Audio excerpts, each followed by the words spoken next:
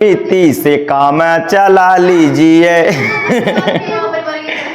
देखिए भैया, इस सवाल है बिहार बोर्ड की एनसीईआरटी बुक के है। देखिए एनसीईआरटी बुक गणित का सवाल है भाई साहब, और सवाल बड़ा लाजवाब है जो आपको हाइट एंड डिस्टेंस से 5 नंबर में आता है। इसीलिए हमको कहने का मतलब है कि हाइट एंड डिस्टेंस से काम चला लीजिए और बिहार बोर्ड परीक्षा में 5 नंबर ला लीजिए। नहीं तो आइए, त्रिकोणमिति का सवाल है, हाइट एंड डिस्टेंस का, एनसीईआरटी गणित है, और इसको देख लीजिए, आपका नंबर मिल जाएगा। आइए जी, बच्चा लोग हल्ला ना करें, सवाल पढ़ लिया जाए बच्चा। ए मैया चुप। एक मीनार के पाद बिंदु से एक भवन के शिखर का उन्नयन कोण 30 डिग्री है ना जी, और भवन के पाद बिंदु से मीनार के शिखर का उन्नयन कोण 60 डिग्री है। यदि मीनार 50 मीटर ऊंची हो तो भवन की ऊंचाई ज्ञात कीजिए। आपको सुविधा के लिए सवाल मैंने ऊपर लिख दिया हूं, लगवा दिया हूं, अब सवाल को पढ़ लीजिए एक बार। तो सबसे पहले आपको मीनार बनाना होगा और आपको एगो भवन बनाना होगा। मीनार थोड़ा बड़ा रहेगा। क्यों मीनार बड़ा रहेगा? क्योंकि एंगल उसका बड़ा है, इसलिए बड़ा रहेगा। तो आइए फिगर को समझने का प्रयास करते हैं। ये मान के चलते हैं कि आपका मीनार है और इधर में आपका क्या है, एक भवन है भाई साहब। ये आपका मीनार है, समझाने के लिए ले रहा हूं, ये आपका इधर में भवन है, और दोनों खड़ा ऐसे आकाश में तो नहीं रहेगा, धरती के तल पर। तो धरती के तल दर्शा देते हैं। देखिए यहां पे कोई दिक्कत वाली बात नहीं होना चाहिए।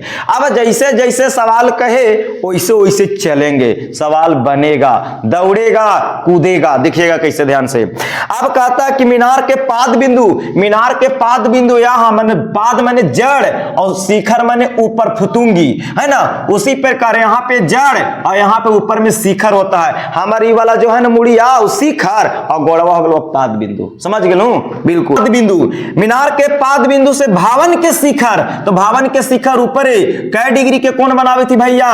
30 डिग्री के कोण, तो 30 डिग्री लिख दिए। अब सवाल कहता है कि भवन के पाद बिंदु, अच्छा भवन के पाद बिंदु से मीनार के शिखर है, देखो मीनार के शिखर कै डिग्री के कोण बनावे थी भाई? 60 डिग्री के कोण, तो 60 डिग्री हो गया। बड़ा इसलिए बना भाई साहब शुरू में क्योंकि इसका एंगल बड़ा था, इसको छोटा इसलिए बना, इसका एंगल छोटा था इसलिए हम ऐसा किए। कोई दिक्कत वाली बात नहीं। मीनार की ऊंचाई कितना देले है हो? 50 मीटर। कितना?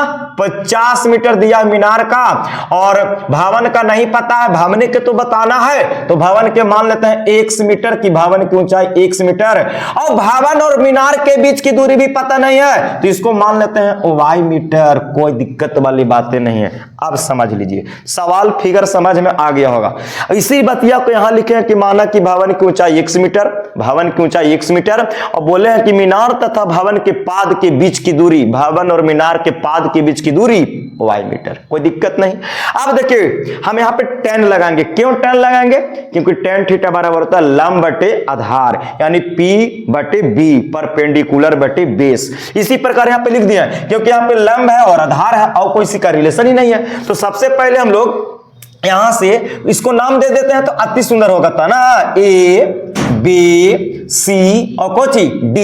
अब दे दीजिए। तो सबसे पहले हम लोग बड़का त्रिभुज में चलते हैं, A B D में चलते हैं, इसलिए क्योंकि हमको y का मान निकल जाएगा, और जब y का मान निकाल लेंगे भैया तो हम x के मान आसानी से छोटा त्रिभुज में निकाल सकते हैं। तो चलते हैं त्रिभुज को सीखो में, A B D में लिख दीजिए, A B D में चलते हैं त्रिभुज। तो बोलिए त्रिभुज बड़का में चलेगा A B D में, तो 60 डिग्री, तो 60 के सामने वाला बनेगा लंब, एंगल के सामने ये बनेगा आधार, यानी कि आपको लेना होगा tan 60 डिग्री, और tan 60 के सामने लंब बनेगा आपको AD, और आधार बनेगा भैया AB। कोई दिक्कत वाली बात नहीं खे।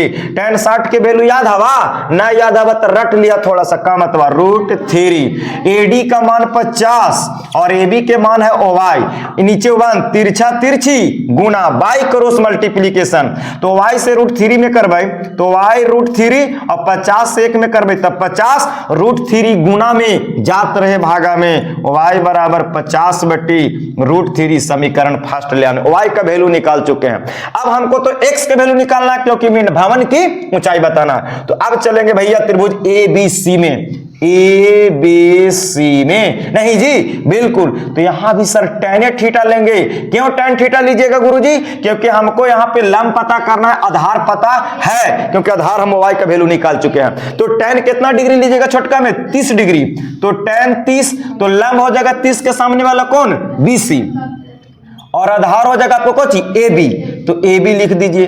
tan 30 का वैल्यू 1/√3 होता है। BC का मान कितना है, तो x माने हैं। AB के मान कितना है, y, तो y के value it will be proved कर देंगे, sorry it will be put कर देंगे y का वैल्यू 1/√3, x बटा y का वैल्यू है 50/√3। कैसे हुआ सर, समीकरण 1 से हुआ बच्चा जी, क्योंकि y का मान है समीकरण 1 से नहीं।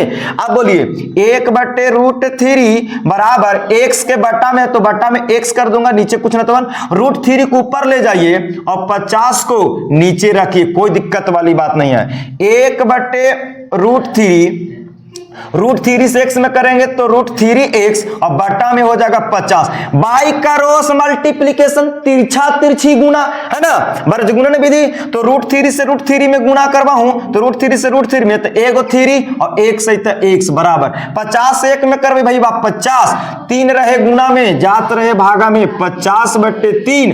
अब भैया 50 में 3 से भागा देता हूं पूर्णांक में या दशमलव में, तो 16.2/3 का कि 16 × 48 2 बचेगा। इतना मीटर ईट बिल भी x का मान आया, तो हम कह सकते हैं कि भवन का ऊंचाई 16.2/3 मीटर ईट बिल में राइट आंसर। यानी कि आप भवन की ऊंचाई बिना फीता के नाप से बना सकते हैं, फीता से नहीं, थीटा से, एंगल से नाप के निकाल सकते हैं घर की ऊंचाई। ठीक है, बिल्कुल। तो वीडियो कैसा लगा, मजा आया ना, तो एक बार ताली बजा दीजिए। Okay, thank you.